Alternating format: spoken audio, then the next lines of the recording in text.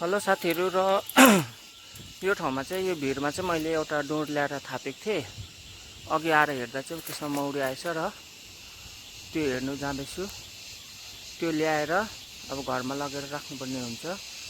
अहिले अन्धेरो हुन थाल्यो। अब फेरि बेसी ढिलो गर्दा पनि पानी पर्न सक्छ र चाहिँ आएर अब यिनीहरुको कति बाहिर निस्किँदैछ कति भित्र पस्दैछ त्यो हेरेर गएर चाहिँ लानुपर्ने हुन्छ।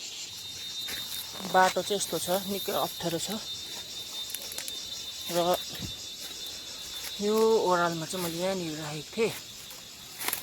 यहाँ अहिले तपाईहरुले देख्न सक्नुहुन्छ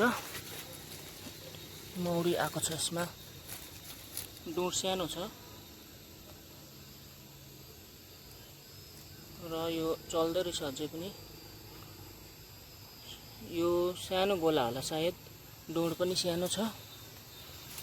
चलेको हेर्दा यो सानो जस्तो लाग्यो। मैले यो 1 महिना अगाडि चाहिँ यहाँ ल्याएर राखेको थिएँ। आज आएर हेर्दा चाहिँ यसमा मौरी आएको रहेछ। तपाईहरुले यसको अगाडि देख्न सक्नुहुन्छ यस्तो खुल्ला छ र यो भिर भयो। यो भिरको चेपमा यहाँदेखि मुनि डल्लै यो भिर हो। यो ठाउँमा चाहिँ मैले राखेको थिएँ र आज चाहिँ यसमा आएको रहेछ। कुट पनि बोक्दो रहेछ भनेपछि यो आएको निकै दिन भयो होला सायद। एक दुईवटाले कुट पनि बोकेको देखेँ मैले। र यसलाई चाहिँ अब लान्छु एकछिनमा। अलिक रात परेर सबै मौरीहरू बसेपछि यसलाई बाँधेर लान्छु।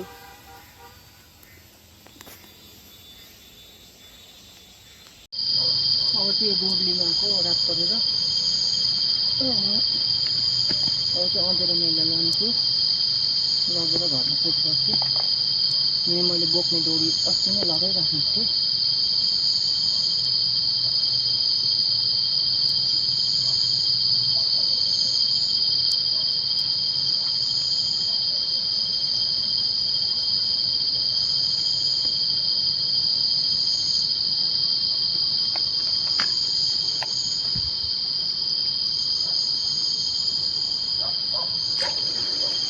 के भन्छ